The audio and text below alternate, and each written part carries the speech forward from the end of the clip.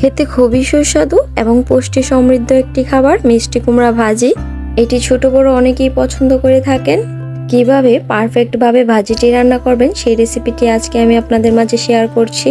প্রথমে আমি একটি মিষ্টি কুমড়ার অর্ধেকটা খোসা ছাড়িয়ে নিয়েছি, একটু মোটা মোটা করে কেটে নিয়েছি, কারণ কুমড়া সেদ্ধ হতে খুব বেশি সময় লাগে না।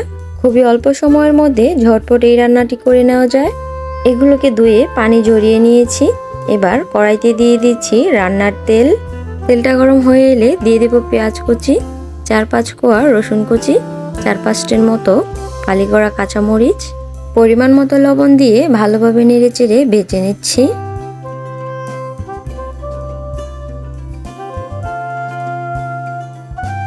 পেঁয়াজ একটু ব্রাউন কালার হয়ে আসলে দিয়ে দেবে 1 চা চামচ মরিচের গুঁড়ো, 1/2 চা চামচ হলুদের গুঁড়ো, 1/2 চা চামচ আদা রসুনের পেস্ট দিয়ে নেড়েচেড়ে কিছুক্ষণ কষিয়ে নিতে হবে।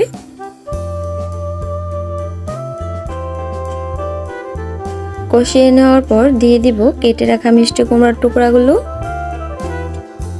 নেড়েচেড়ে মিশিয়ে একটি ঢাকনা দিয়ে ঢেকে দিচ্ছি। এর মধ্যে থেকে কিছুটা পানি বের হবে, এতেই সিদ্ধ হয়ে যাবে। তেলের সঙ্গে ভাজা ভাজা করে ভেজে নিতে হবে। এটি খুব বেশি নাড়াচাড়া করা যাবে না, খুব বেশি নাড়াচাড়া করার ফলে এটি গলে যেতে পারে।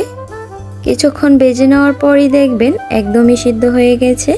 এবার এর উপরে কিছুটা ধনিয়া পাতা কুচি ছিটিয়ে দিচ্ছি, এতে করে এর স্বাদ দ্বিগুণ হয়ে যাবে।